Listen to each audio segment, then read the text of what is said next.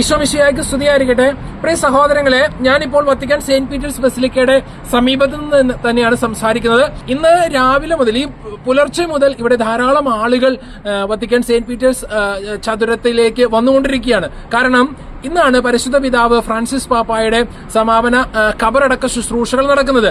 ഇന്ന് അതിൽ പങ്കെടുക്കുന്നതിന് വേണ്ടി നാനാഭാഗങ്ങളിൽ നിന്ന്, ലോകത്തിന്റെ തന്നെ പല ഭാഗങ്ങളിൽ നിന്നായി ഇവിടേക്ക് വരുന്ന തീർത്ഥാടകർ ഈ സെന്റ് പീറ്റേഴ്സ് ബസിലിക്കയിലേക്ക് വന്നുകൊണ്ടിരിക്കുകയാണ്. രാവിലെ 7:30 മാത്രമേ സെന്റ് പീറ്റേഴ്സ് സ്ക്വയറിലേക്ക് ആളുകളെ പ്രവേശിപ്പിക്കുകയുള്ളൂ. എങ്കിൽ പോലും അതിന്റെ ഉള്ളിലേക്കൊന്ന് പ്രവേശിക്കുന്നതിന് വേണ്ടി നേരത്തെ വന്ന് സ്ഥലം ബുക്ക് ചെയ്യുന്നതിന് വേണ്ടി അവർ ഈ പുലർച്ചെ തന്നെ വൈദികരും സിസ്റ്റേഴ്സിനെയും ഒക്കെ നമുക്ക് ഇവിടെ കാണാൻ സാധിക്കും. ഈ പുലർച്ചെ തന്നെ ഇവിടെ വന്ന് സെന്റ് പീറ്റേഴ്സിലേക്ക് ഒന്ന് കയറുന്നതിന് വേണ്ടി കാത്തു നിൽക്കുകയാണ്.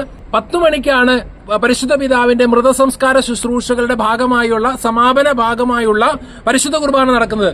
ലോകത്തിന്റെ നാനാഭാഗങ്ങളിൽ നിന്നായി വന്നിരിക്കുന്ന പത്രിയാർക്കീസ്മാർ, കർദിനാളന്മാർ, മെത്രാപ്പോലീത്തമാർ, മെത്രാൻമാർ, വൈദികർ ഇവരെല്ലാവരും ചേർന്നാണ് ഇന്ന് പരിശുദ്ധ ബലി അർപ്പിക്കുന്നത്.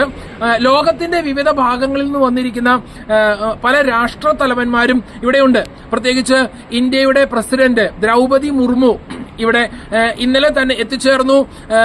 സെന്റ് പീറ്റേഴ്സ് ബസിലിക്കയിൽ പ്രവേശിച്ച് ദ്രൗപദി മുർമുവിന്റെ നേതൃത്വത്തിൽ ഇന്ത്യൻ ഗവൺമെന്റിനെ പ്രതിനിധീകരിച്ചു വന്ന മന്ത്രിമാർ ഉൾപ്പെടുന്ന സംഘം പരിശുദ്ധ പിതാവിന് ആദരാഞ്ജലി അർപ്പിച്ച് പുഷ്പചക്രം അർപ്പിക്കുകയുണ്ടായി. അതുപോലെ ലോകത്തിന്റെ പല ഭാഗങ്ങളിൽ നിന്നുള്ള നേതാക്കൾ ഇവിടെ എത്തിച്ചേർന്നിട്ടുണ്ട്. അതുപോലെ തന്നെ വലിയ കനത്ത സുരക്ഷയിലാണ് റോമ നഗരവും പ്രത്യേകിച്ച് വത്തിക്കാന്റെ പരിസരങ്ങളും എല്ലാം ഉള്ളത്. ഇവിടേക്ക് ആളുകൾക്ക് പ്രവേശിക്കാൻ ഇന്ന് 10 മണിയാകുമ്പോഴേക്കും ഈ പരിസരം മുഴുവൻ നിറഞ്ഞു കവിയുന്ന ആളുകളായിരിക്കും എന്നത് തീർച്ചയാണ്. അതിനാൽ തന്നെ വത്തിക്കാൻ സെന്റ് പീറ്റേഴ്സ് സ്ക്വയറിലേക്ക് പ്രവേശിക്കാൻ സാധിക്കാത്തവർക്ക് പ്രസ്തുത ശുശ്രൂഷകൾ കാണുന്നതിന് വേണ്ടി വലിയ സ്ക്രീനുകൾ ഇതിന്റെ ഓരോ സ്ട്രീറ്റുകളിലും പ്രത്യേകം തയ്യാറാക്കപ്പെട്ടിട്ടുണ്ട്. അങ്ങനെ എല്ലാ ഭാഗങ്ങളിലും വളരെ മനോഹരമായും വളരെ കൃത്യതയോടെയും പരിശുദ്ധ പിതാവിന്റെ അവസാന ശുശ്രൂഷകളിൽ പങ്കെടുക്കാൻ ഇവിടേക്ക് വരുന്നവർക്ക് സൗകര്യങ്ങൾ കൂടുതൽ ഒരുക്കുന്ന രീതിയിലും എല്ലാ ക്രമീകരണങ്ങളും ഇവിടെ പൂർത്തീകരിക്കപ്പെട്ടു കഴിഞ്ഞു. കൃത്യം 10 മണിക്ക് തന്നെ ഇന്നത്തെ ശുശ്രൂഷകൾ ആരംഭിക്കും.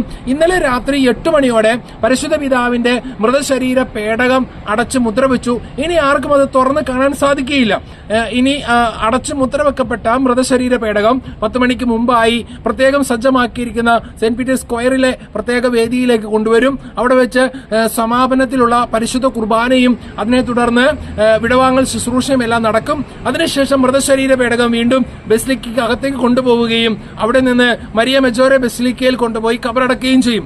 ഞായറാഴ്ച മുതൽ പരിശുദ്ധ പിതാവിന്റെ കബറിടം സന്ദർശിക്കാനുള്ള അവസരം പൊതുജനങ്ങൾക്ക്, തീർത്ഥാടകർക്ക് ഉണ്ടായിരിക്കുമെന്ന് വത്തിക്കാന്റെ മാധ്യമ വിഭാഗം ഇന്ന് നടന്ന കർദിനാളന്മാരുടെ സമ്മേളനത്തിന് ശേഷം അവര് പറഞ്ഞിട്ടുണ്ട്. അതനുസരിച്ച് എല്ലാ ക്രമീകരണങ്ങളും ഇവിടെ പൂർത്തീകരിച്ചു കഴിഞ്ഞു. ലോകത്തിന്റെ പല ഭാഗങ്ങളിൽ നിന്ന് വരുന്ന തീർത്ഥാടകർക്ക് വേണ്ട എല്ലാ സൗകര്യങ്ങളും ഇവിടെ റെഡിയാണ്. ഇതാണ് ഇന്ന് വത്തിക്കാനിൽ നിന്ന് നമ്മൾ കാണുന്നത്. വത്തിക്കാൻ സെന്റ് പീറ്റേഴ്സ് ബസിലിക്കയിൽ നിന്ന് ജോ ബെൻ എലോഹിം.